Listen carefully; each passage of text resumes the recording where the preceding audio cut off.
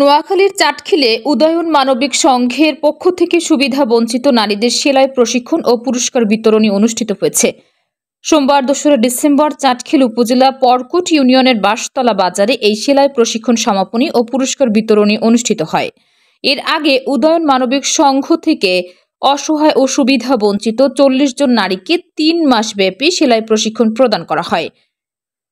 উদয়ন মানবিক সংঘের উপদেষ্টা কামাল হোসেনের সভাপতিত্বে প্রধান অতিথি হিসেবে উপস্থিত ছিলেন চাটখিল থানা ভারপ্রাপ্ত কর্মকর্তা ফিরোজ উদ্দিন চৌধুরী।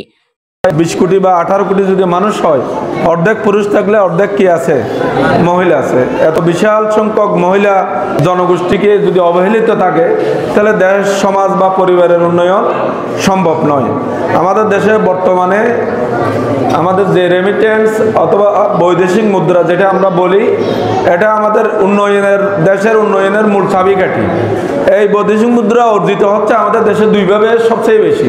প্রথমত হলো আমাদের প্রবাসীদের বাহির থেকে যে ইনকামটা আসে, সেটা আমাদের বৈদেশিক মুদ্রার ইনকাম হচ্ছে।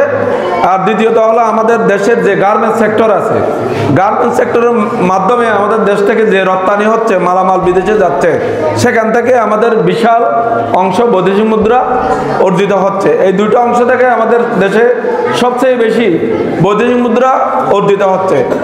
গার্মেন্টস সেক্টরে যারা কাজ করে তার 95% বা 98% মহিলা।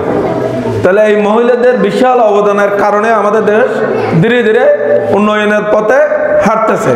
তাই আমি মনে করব এই উদয়ন মানবিক সংঘ যেই মহান কাজ হাতে নিছে, নিজস্ব উদ্যোগে, নিজেদের টাকার ফান্ডের কারণে, সরকারি কোনো অনুদান আমার জানা মতো এখানে নেই, তারা নিজের মাধ্যমে যে কাজটা হাতে নিচ্ছে, এটা শুধু এলাকার কিছু মহিলার উন্নয়ন নয়, আমি মনে করি এটা সার্বিকভাবে পুরো দেশের উন্নয়নের ক্ষেত্রে প্রভাব রাখবে, ভূমিকা রাখবে।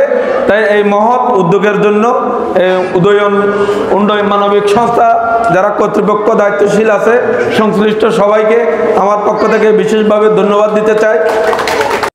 জহিরউদ্দিন মোল্লা ও পলাশের যৌথ সঞ্চালনায় বিশেষ অতিথি হিসেবে উপস্থিত ছিলেন ১০ ঘড়িয়া বাজার কমিটির সভাপতি মাহবুব রাব্বানী, বাঁশতলা কেন্দ্রীয় জামে মসজিদের সাধারণ সম্পাদক মাওলানা ইব্রাহিম খলিল, উদয়ন মানবিক সংঘের পরিচালক মাওলানা নজরুল ইসলাম।